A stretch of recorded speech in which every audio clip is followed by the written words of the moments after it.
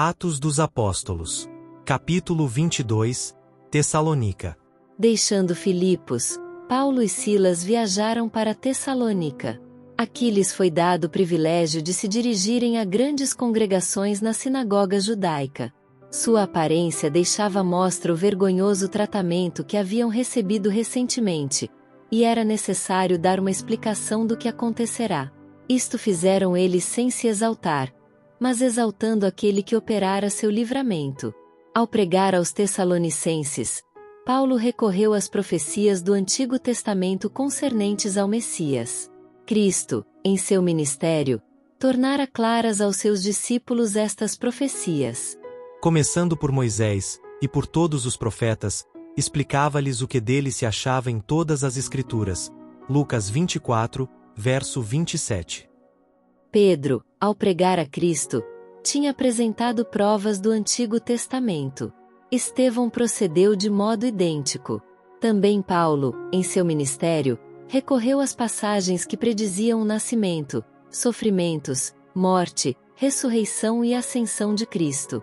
Pelo inspirado testemunho de Moisés e dos profetas, provou cabalmente que Jesus de Nazaré era o Messias, e demonstrou que desde os dias de Adão foi a voz de Cristo que falara por intermédio dos patriarcas e profetas. Profecias claras e específicas haviam sido feitas relativamente ao aparecimento do prometido. A Adão fora dada a certeza da vinda do Redentor. A sentença proferida contra Satanás. E porei inimizade entre ti e a mulher, entre a tua semente e a sua semente, esta te ferirá a cabeça, e tu lhe ferirás o calcanhar. Foi para nossos primeiros pais uma promessa da redenção que seria efetuada por meio de Cristo. Gênesis 3, verso 15.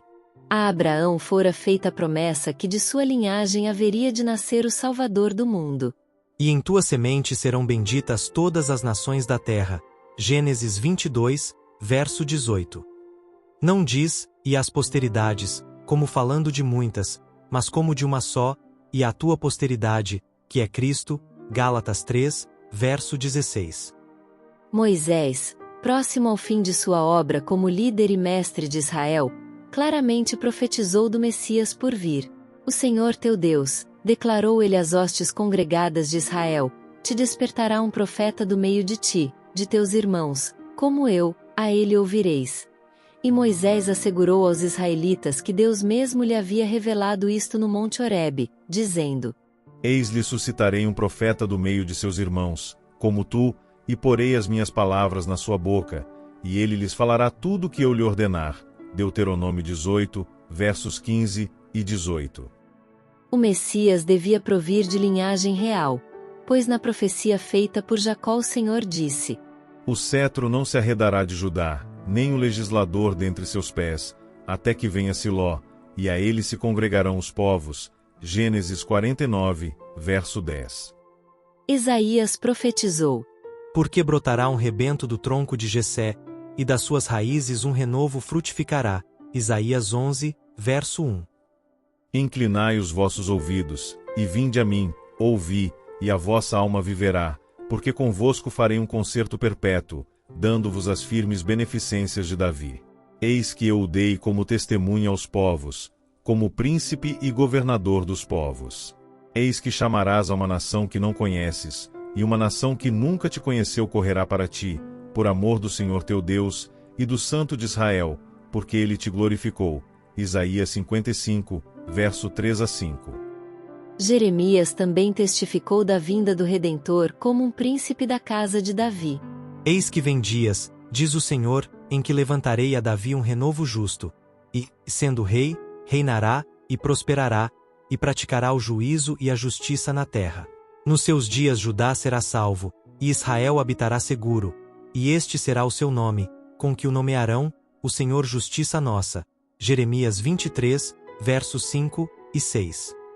E outra vez: Assim diz o Senhor, nunca faltará a Davi varão que se assente sobre o trono da casa de Israel, nem aos sacerdotes levíticos faltará varão diante de mim, para que ofereça holocausto, e queime ofertas de manjares, e faça sacrifício todos os dias. Jeremias 33, versos 17 e 18. Mesmo o local do nascimento do Messias foi predito. E tu, Belém Efrata, posto que pequena entre milhares de Judá, de ti me sairá o que será Senhor em Israel, e cujas saídas são desde os tempos antigos, desde os dias da eternidade. Miqueias 5, verso 2. A obra que o Salvador devia fazer na terra fora amplamente esboçada. E repousará sobre ele o Espírito do Senhor, o Espírito de sabedoria e de inteligência, o Espírito de conselho e de fortaleza, o Espírito de conhecimento e de temor do Senhor. E deleitar-se-á no temor do Senhor. Isaías 11, versos 2 e 3.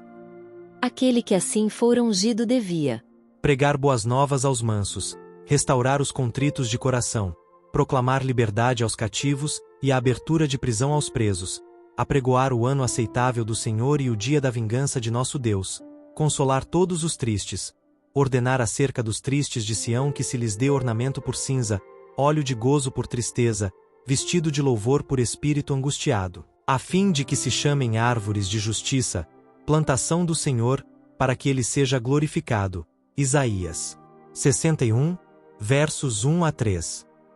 Eis aqui o meu servo, a quem sustenho, o meu eleito, em quem se compraz a minha alma, pus o meu espírito sobre ele, juízo produzirá entre os gentios. Não clamará, não se exaltará, nem fará ouvir a sua voz na praça. A cana trilhada não quebrará, nem apagará o pavio que fumega, em verdade produzirá o juízo, não faltará nem será quebrantado, até que ponha na terra o juízo, e as ilhas aguardarão a sua doutrina. Isaías 42, verso 1 a 4. Com poder convincente Paulo demonstrava, baseado nas Escrituras do Antigo Testamento, que convinha que o Cristo padecesse e ressuscitasse dos mortos. Atos 17, verso 3. Não havia Miqueias profetizado, ferirão com a vara no queixo ao juiz de Israel? Miqueias 5, verso 1. E não havia o prometido profetizado de si próprio por intermédio de Isaías. As minhas costas dou aos que me ferem, e as minhas faces aos que me arrancam os cabelos, não escondo a minha face dos que me afrontam e me cospem. Isaías 50, verso 6. Por intermédio do salmista, Cristo havia predito o tratamento que receberia dos homens. Mas eu sou opróbrio dos homens e desprezado do povo. Todos os que me veem zombam de mim, estendem os beiços e meneiam a cabeça, dizendo: confiou no Senhor, que o livre, livre ó, pois nele tem prazer. Poderia contar todos os meus ossos, eles veem e me contemplam. Repartem entre si os meus vestidos, e lançam sorte sobre a minha túnica. Salmos 22, versos 6 a 8, 17 e 18. Tenho-me tornado como um estranho para com meus irmãos, e um desconhecido para com os filhos de minha mãe. Pois o zelo da tua casa me devorou, e as afrontas dos que te afrontam caíram sobre mim. Afrontas me quebrantaram o coração, e estou fraquíssimo. Esperei por alguém que tivesse compaixão, mas não houve nenhum, e por consoladores, mas não os achei. Salmo 69, verso 8, 9 e 20. Quão inconfundivelmente claras foram as profecias de Isaías, referentes aos sofrimentos e morte de Cristo. Quem deu crédito à nossa pregação? Interroga o profeta, e a quem se manifestou o braço do Senhor? Porque foi subindo como um renovo perante ele, e como raiz de uma terra seca, não tinha parecer nem formosura. E, olhando nós para ele, nenhuma beleza víamos, para que o desejássemos. Era desprezado, e o mais indigno entre os homens, homem de dores, e experimentado nos trabalhos. E, como um de quem os homens escondem o rosto, era desprezado, e não fizemos dele caso algum. Verdadeiramente ele tomou sobre si as nossas enfermidades, e as nossas dores levou sobre si, e nós o reputamos por aflito, ferido de Deus, e oprimido. Mas ele foi ferido pelas nossas transgressões, e moído pelas nossas iniquidades. O castigo que nos traz a paz estava sobre ele, e pelas suas pisaduras fomos sarados. Todos nós andamos desgarrados como ovelhas, cada um se desviava pelo seu caminho. Mas o Senhor fez cair sobre ele a iniquidade de nós todos. Ele foi oprimido, mas não abriu a sua boca, como um cordeiro foi levado ao matadouro. E, como a ovelha muda perante os seus tosqueadores, ele não abriu a sua boca. Da opressão e do juízo foi tirado, e quem contará o tempo da sua vida? Porquanto foi cortado da terra dos viventes, pela transgressão do meu povo foi ele atingido. Isaías 53, versos 1 a 8. Mesmo a maneira de sua morte foi prefigurada. Como a serpente de bronze foi levantada no deserto, assim devia ser levantado o Redentor por vir, para que todo aquele que nele crê não pereça, mas tenha a vida eterna. João 3, verso 16. E se alguém lhe disser, que feridas são essas nas tuas mãos?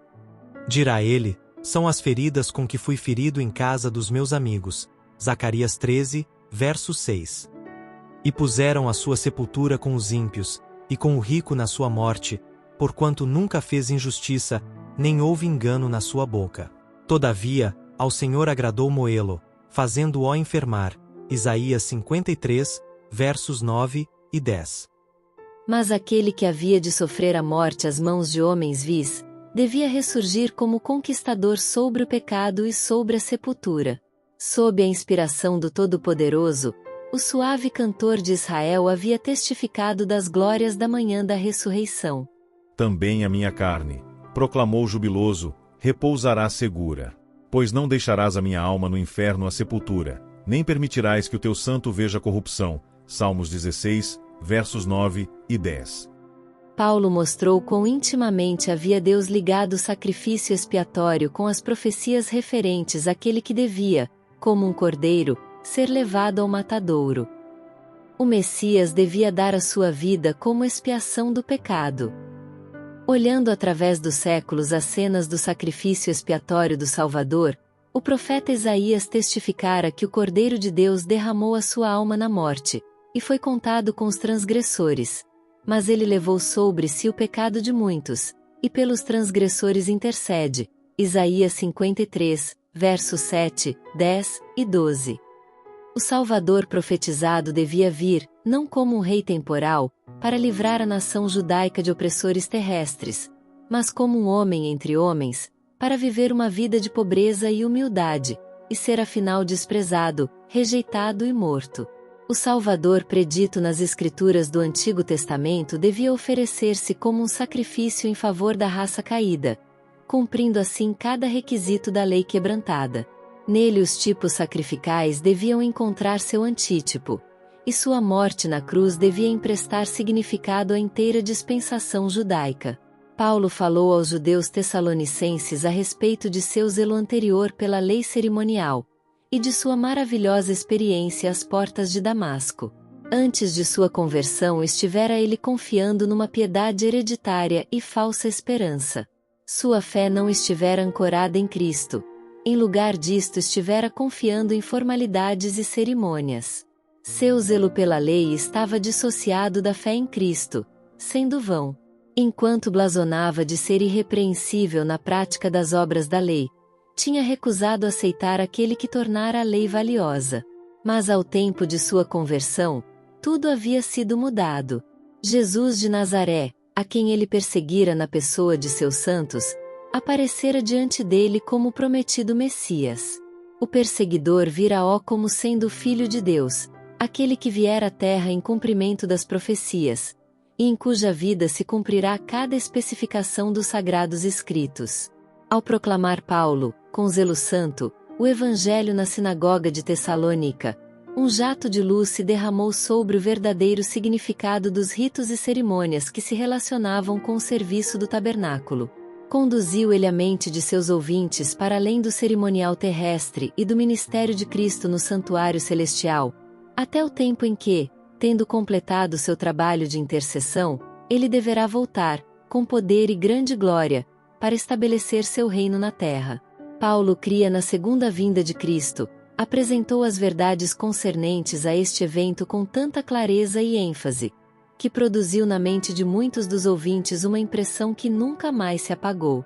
Por 3 sábados sucessivos Paulo pregou aos Tessalonicenses, disputando com eles sobre as escrituras referentes à vida, morte, ressurreição, obra intercessória e glória futura de Cristo, o Cordeiro morto desde a fundação do mundo.